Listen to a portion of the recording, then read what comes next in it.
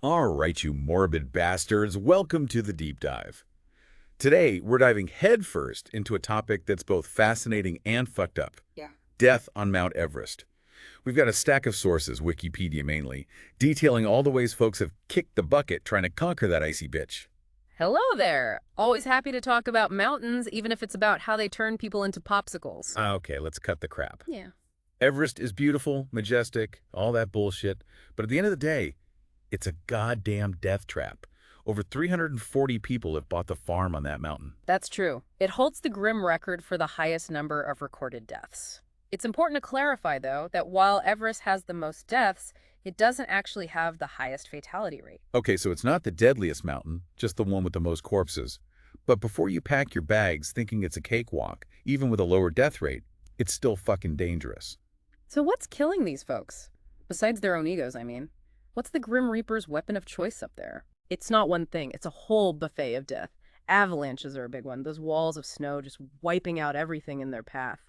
Then there are falls, ice breaking off, crevasses opening up, and let's not forget the classic exposure. Freezing your ass off because you're not prepared, or the weather takes a shit on you. Right. It's like Everest is Mother Nature's freezer with a fuck you sign on the door. And what about altitude sickness? That shit can mess you up good. Absolutely. We're talking about the infamous death zone, altitudes above 8,000 meters. The air is so thin, your body starts shutting down. Stay up there too long without supplemental oxygen. You're a dead man walking. Well, that's fucking cheerful. So, you said Everest isn't the biggest killer, just the busiest. Which mountain actually holds the title of most likely to kill your ass? Yes. You know, for comparison's sake. That would be Annapurna-est. It has a fatality rate of around 32% compared to Everest's roughly 7%. So yeah, Everest is dangerous, but Annapurna is playing a whole different game of how to die in the mountains. Speaking of death, let's talk about those bodies. Did you see that photo of Green Boots? Fucking haunting, man. Seriously, who leaves a body on a mountain? It's more complicated than it seems. Recovering bodies on Everest is incredibly difficult. The terrain, the weather, it's a logistical nightmare. Sometimes it's just not possible. So they just stay there. Sadly, yes. And get this, some of those bodies actually become landmarks for climbers. Like, turn left at Frozen Joe and you'll find the summit just past Corpse Corner. Jesus, that's fucked up. So what are some of the craziest deaths on Everest? Spill the tea. Well, there's the story of Hannelore Schmatz, a German climber. She died of exhaustion back in '79. Her body stayed sitting upright for years, becoming a landmark known as the German woman. 2 Nepalese climbers even died trying to recover her body. Damn, that's some hardcore shit. Everest doesn't fuck around. What else you got? Then there's the infamous 1996 disaster. 8 people died in a blizzard, including Rob Hall, a legendary guide. John Krakauer wrote a book about it, Into Thin Air. It's a must-read for anyone interested in Everest, even if you're just an armchair climber. Oh, yeah, I've seen the movie. That shit was intense. It's like Everest doesn't give a shit who you are. Seasoned pro, newbie, you're all fair game. Right. Mother Nature doesn't discriminate when it comes to dishing out death. And speaking of Mother Nature being a bitch, remember David Sharp. This British climber died in 2006, just meters from the summit.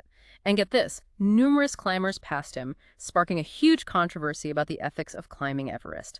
Like, do you risk your own life to help someone who's probably already gone? It's a tough call. Damn, that's cold. It's like, congratulations on almost making it to the top, asshole, but enjoy dying alone. Mm-hmm. So we done with the death parade. My soul needs a break. One more thing, and this one's a bit ironic. They're finding more bodies as the glaciers melt. Global warming at its finest, right? All that trash we pump into the atmosphere, and now it's revealing a bunch of frozen corpses on the world's highest mountain. Wait, so Everest is basically a giant melting graveyard spitting out frozen corpses. That's some next-level horror movie shit. Pretty much. And guess what else the melting ice is revealing? A ton of garbage left behind by climbers. Seriously, people. Littering on Everest, you're lucky you're already dead, you asshats. It's crazy, right? They risk their lives to conquer this mountain, but can't be bothered to carry down their trash. Humans are strange creatures. All right, let's wrap up this morbid shit show. Any closing thoughts for part 1? Just that Everest is a fascinating and terrifying place. It's a place of beauty, challenge, and death. Word. We'll be back with part 2 after a quick break. So we've talked about the obvious ways to die on Everest avalanches, falls, freezing your nuts off. Right. But there's another killer lurking up there. Bad decisions. You mean like, hey, I think I'll climb Everest in a bikini and flip-flops. Not quite. I'm talking about the mental aspect. The thin air up there can literally mess with your brain. Okay. Hypoxia, that's the lack of oxygen. It can lead to confusion, impaired judgment, and straight up stupid choices. Makes sense. People do crazy shit when they're exhausted and oxygen deprived. So basically, Everest turns you into a dumbass. Kind of. And then there's summit fever. This obsessive drive to reach the top no matter the cost. People get so fixated on their goal that they ignore warning signs, push themselves too hard, and end up paying the ultimate price. So it's like a deadly cocktail of ego, hypoxia, and frostbite. Pretty much. And let's not forget the pressure some of these folks are under. Oh, yeah. Sponsors breathing down their necks, media attention, that whole conquer the mountain narrative. It all adds up to a dangerous mental space. Yeah, I can see how that could cloud your judgment. It's like, I got to get that Instagram-worthy summit pic, even if it kills me. Exactly. And sadly, sometimes it does. Remember those long queues we talked about earlier? Yeah. People waiting for hours in the death zone just to get their chance at the summit. That's a prime example of how summit fever can turn deadly. Dude, that's insane. Yeah. Imagine being stuck in a traffic jam at 8,000 meters, freezing your balls off, knowing that every minute you spend there increases your risk of dying. Fuck that. It's a brutal reality of climbing Everest these days. The sheer number of people trying to summit has created a logistical nightmare. Yeah. And sometimes it ends in tragedy. Like in 2019, when 11 people died during a record season with tons of climbers. Okay, so we've established that Everest is a death trap, but people are still lining up to climb it. Why? What's the appeal of risking your life for a view? It's different for everyone. For some, it's the ultimate challenge, testing their limits, pushing themselves beyond what they thought possible, that primal urge to conquer. Yeah, I get that. But for others, it seems like it's more about ego and bragging rights. Like, I climbed Everest, so I'm basically a god among mortals. There's definitely an element of that for some climbers.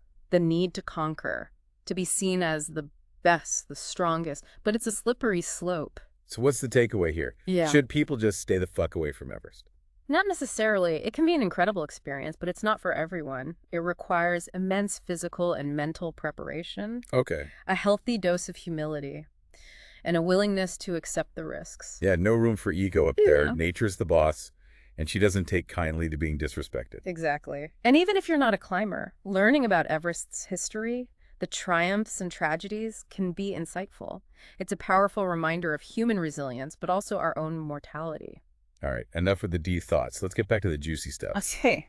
You mentioned earlier that some of these bodies become landmarks. Yeah. What are some of the most well-known body markers on Everest? Besides green boots, there's Sleeping Beauty, the body of Frances Arsenyev, an American climber who died in 1998.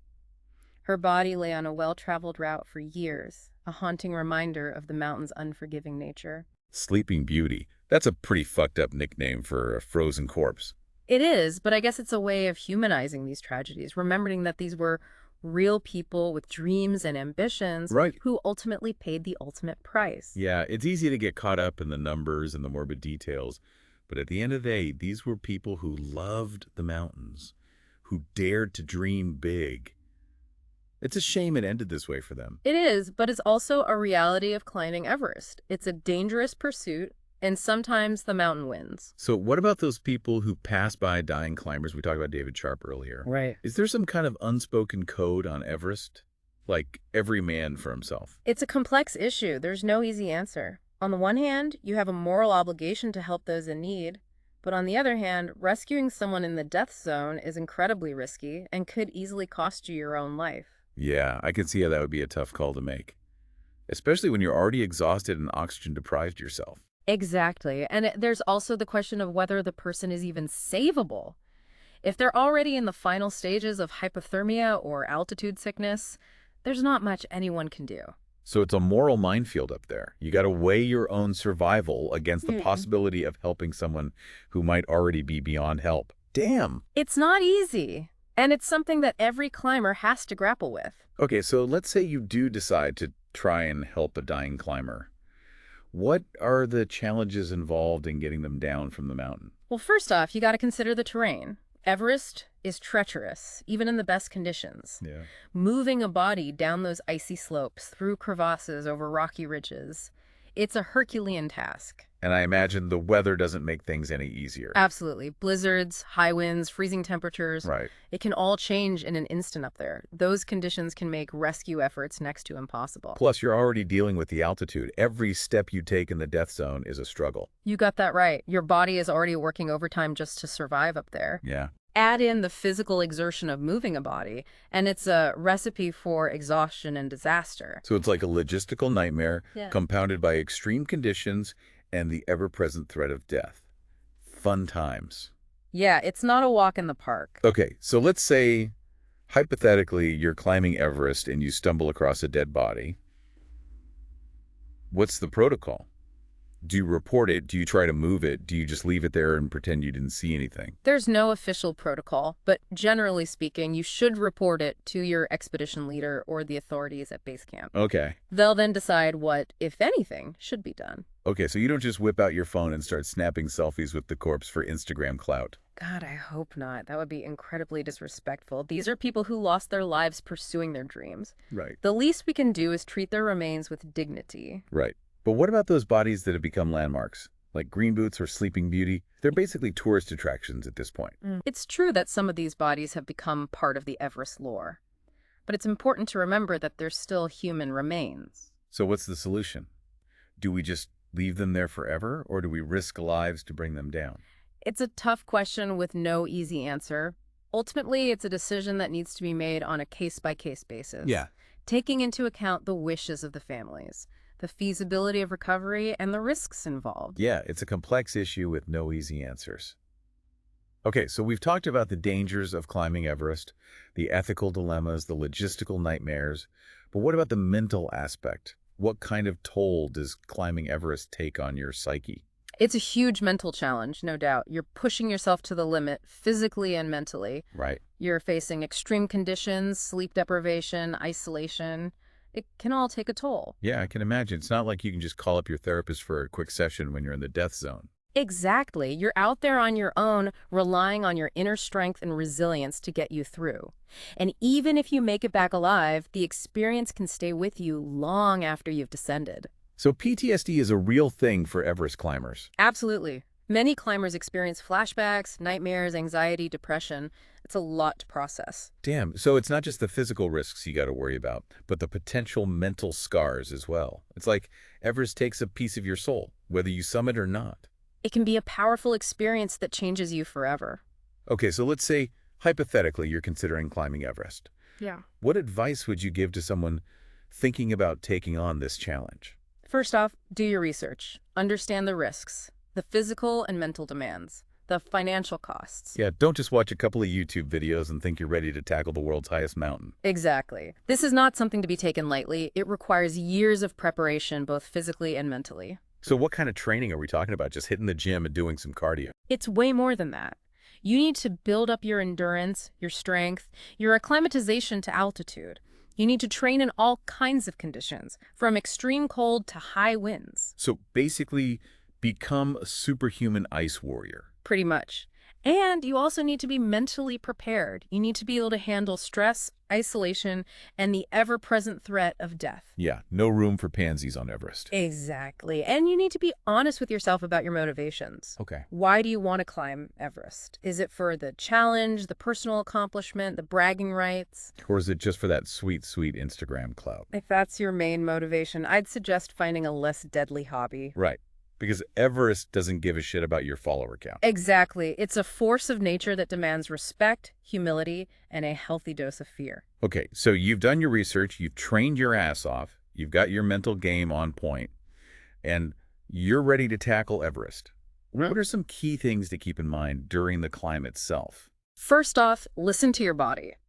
If you're feeling exhausted, sick, or just not right, don't push yourself. It's better to turn back and live to climb another day than to risk your life for a summit bid. Yeah, no shame in admitting defeat when the mountain's kicking your ass. Exactly. Pride can be a deadly sin on Everest. Also, be aware of your surroundings. Pay attention to the weather, the terrain, and any potential hazards. So basically, don't be a clueless idiot wandering around the death zone. Pretty much. And communicate with your team. Right. Let them know how you're feeling, if you're having any problems, or if you see anything that concerns you. Right, because teamwork makes the dream work. especially when you're risking your life on a giant ice mountain. Exactly. And finally, remember why you're there. Enjoy the experience, soak in the views, and appreciate the challenge. Yeah, because even though it's a death trap, Everest is also a pretty damn amazing place. It is. It's a place of beauty, wonder, and raw power. Okay, so we've covered the physical, mental, and logistical aspects of climbing Everest. But what about the spiritual side? Do people have religious experiences up there? Do they see God? Do they become enlightened? It's definitely a place that can evoke a sense of awe and wonder. The sheer scale of the mountain, the vastness of the landscape, the silence of the summit. It can be a very moving experience. Yeah, I can see how that could trigger some existential pondering. Absolutely. And for some climbers, it's a deeply spiritual experience. They feel a connection to something greater than themselves, a sense of peace and tranquility that they've never experienced before. So it's like a giant icy temple. In a way, yes. It's a place where people can connect with their inner selves, with nature, and with something beyond the everyday world. Okay, but let's be real. Most people who climb Everest aren't exactly spiritual gurus. They're more like adrenaline junkies with a death wish. There's definitely a spectrum of motivations, from the deeply spiritual to the purely ego-driven. But hey, whatever gets you up the mountain, right? Yeah. As long as you're doing it safely and responsibly, I guess. Okay, so let's talk about the Sherpas. These guys are the unsung heroes of Everest, the backbone of every expedition. What's their role in all of this? Sherpas are essential to climbing Everest. They're the ones who carry the heavy loads, set up the camps, fix the ropes, and guide the climbers up the mountain. Yeah, they're basically mountain ninjas. They're incredibly skilled and experienced mountaineers, with an intimate knowledge of the mountain and its challenges. And they do all of this while risking their own lives. Unfortunately, yes. Sherpas face the same dangers as any other climber on Everest, but they also have to contend with the added risks of carrying heavy loads and working at high altitudes. Yeah, it's a tough job, but someone's got to do it. And they do it with incredible grace and resilience. They're truly remarkable people. Okay, so let's say you're climbing Everest and you need a Sherpa. How do you choose one? Do you just pick the biggest, strongest guy you can find? It's not just about physical strength. You need someone who's experienced, reliable, and trustworthy. Someone you can depend on in a life or death situation. Yeah, you don't want some rookie Sherpa who's going to freak out when the shit hits the fan. Exactly. You need someone who's calm under pressure, who knows the mountain like the back of their hand, and who can handle any situation that arises. So how do you find a Sherpa like that? Do they have like a Sherpa Yelp? There are agencies that specialize in connecting climbers with Sherpas. They can help you find someone who meets your specific needs and requirements. Okay, so you don't just go wandering around Kathmandu, asking random guys if they want to carry your gear up Everest. That's probably not the best approach. Right. So once you've found your Sherpa dream team, how do you build a good working relationship with them? Do you just treat them like employees, or do you try to form a deeper connection? It's important to remember that Sherpas are not just employees. They're partners in your climb. They're risking their lives alongside you, and they deserve your respect and gratitude. Yeah, don't be a dick to the guy who's literally carrying your life on his back. Exactly. Treat your Sherpa with kindness, respect, and fairness. Okay. Learn about their culture, their families, their aspirations. So basically, don't be a typical entitled Western asshole. Pretty much. Remember, you're a guest in their country. Right. And they're the ones who know the mountain best. Right. So listen to their advice, follow their lead, and show them the respect they deserve. Exactly. Okay, so let's talk about gear. What kind of stuff do you need to climb Everest? Is it just a warm jacket and a good pair of boots? Or is there more to it than that? Climbing Everest requires specialized gear that can handle the extreme conditions. We're talking about high-altitude boots, down suits, oxygen masks, ice axes, crampons. Right. The list goes on. Yeah, it's not like you can just pop into your local REI and pick up everything you need. Definitely not. This is serious gear that can make the difference between life and death. So what are some of the most important pieces of gear for climbing Everest? Like, what's the one thing you absolutely can't live without up there? Besides oxygen, of course, one of the most crucial pieces of gear is your down suit. It keeps you warm in those frigid temperatures, and it can be a lifesaver in an emergency. Yeah, no one wants to freeze their ass off on the world's highest mountain. Exactly. Another essential piece of gear is your boots. They need to be warm, waterproof, and provide good support for your ankles. So no flip-flops on Everest. Definitely not. And don't forget your gloves. You need to keep your hands warm and protected, or you'll risk frostbite. Yeah, no one wants to end up with black, necrotic fingers. Not a good look. Not at all. And of course, you need your oxygen mask and tanks. Right. Above 8,000 meters, the air is so thin that you can't survive without supplemental oxygen. Right. So basically, you're a walking, talking oxygen tank up there. Pretty much. And don't forget your ice axe and crampons. They're essential for navigating the icy slopes and ridges. So it's like a medieval torture chamber mixed with a sci-fi movie up there. In a way, yes. It's a strange and challenging environment that requires specialized gear and a lot of mental fortitude. Okay, so you've got your gear, you've got your Sherpa, you've got your oxygen, you're ready to climb Everest. What's the actual climbing process like? Do you just start walking uphill and hope for the best? It's a lot more complicated than that. Climbing Everest is a multi-stage process that takes weeks, sometimes months, to complete.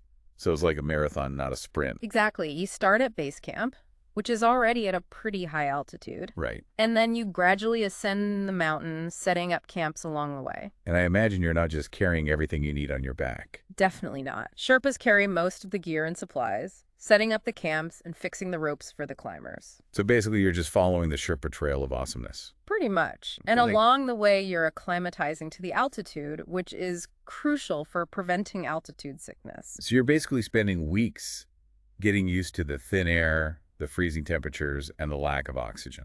Exactly. It's a grueling process, but it's essential for survival. Okay, so you've acclimatized, you've reached the final camp, you're ready for the summit push. What's that like? The summit push is the most challenging and dangerous part of the climb.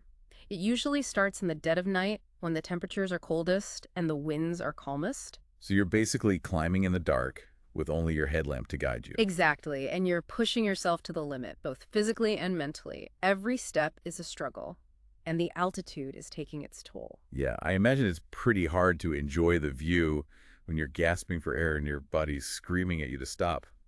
It's definitely not a walk in the park, but for those who reach the summit, it's an incredible feeling of accomplishment. So what's it like to stand on top of the world? It's hard to describe. It's a sense of awe, wonder, and humility. You're surrounded by the vastness of the Himalayas, and you realize how small and insignificant you are in the grand scheme of things. Yeah, it's like a cosmic ego check. Exactly. But it's also a moment of triumph, of having pushed yourself beyond your limits and achieved something extraordinary. Okay, so you've summited Everest, you've taken your obligatory selfie, you're ready to get the hell off that mountain. What's the descent like? Is it just a matter of walking downhill? Or is there more to it than that? The descent is just as dangerous as the ascent, if not more so. You're exhausted, you're probably dehydrated, and your judgment might be impaired by the altitude. Yeah, it's not like you can just hop on a gondola and ride back down to base camp. Definitely not. You have to carefully navigate the same treacherous terrain, and you're still at risk of falls, avalanches, and altitude sickness. So basically, you're one misstep away from becoming another statistic on the Wikipedia page of Everest deaths. Unfortunately, yes. That's why it's crucial to stay focused, hydrated, and to listen to your body during the descent. Right. No time to celebrate until you're safely back at base camp. Exactly. The mountain doesn't care if you summit it or not. It's always waiting to claim its next victim. Okay, so you've climbed Everest, you've survived the descent, you're back at base camp. What happens next? Do you just pack up your gear and head home? Or is there this kind of decompression process? It's important to take some time to recover, both physically and mentally. Yeah. Your body has been through a lot, and you need to give it time to heal. Yeah, I imagine you're not exactly feeling fresh and perky after weeks of subsisting on freeze-dried food and breathing bottled oxygen. Definitely not. And mentally, you've just experienced something incredibly intense and challenging. You need time to process those emotions Yeah. and to readjust to normal life. So no jumping back into your corporate job the next day. Probably not the best idea. Take some time for yourself, reconnect with loved ones, and reflect on what you've accomplished. Yeah, because climbing Everest is not just a physical feat, it's a mental and emotional one as well. Exactly. It's an experience that will stay with you forever. Okay, so let's wrap this up. We've covered a lot of ground today, from the dangers of climbing Everest to the ethical dilemmas to the spiritual experiences.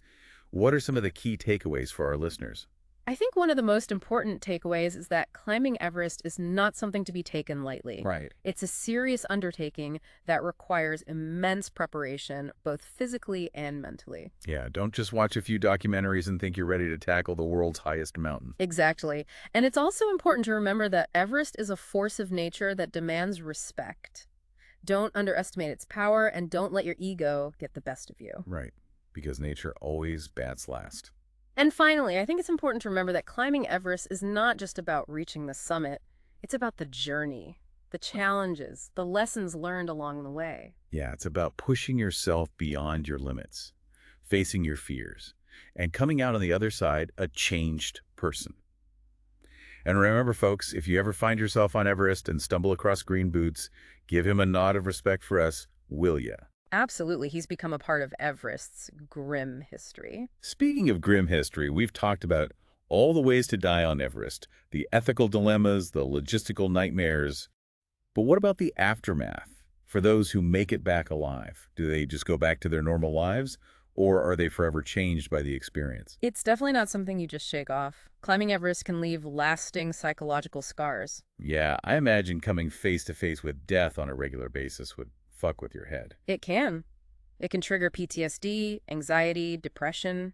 Some climbers struggle to readjust to everyday life after experiencing something so extreme. So it's not all sunshine and rainbows when you come back down. Even if you summit, you might be bringing back some serious baggage. That's right. It's important for climbers to have a support system in place when they return home, and to seek professional help if they need it. Makes sense. So let's shift gears a bit.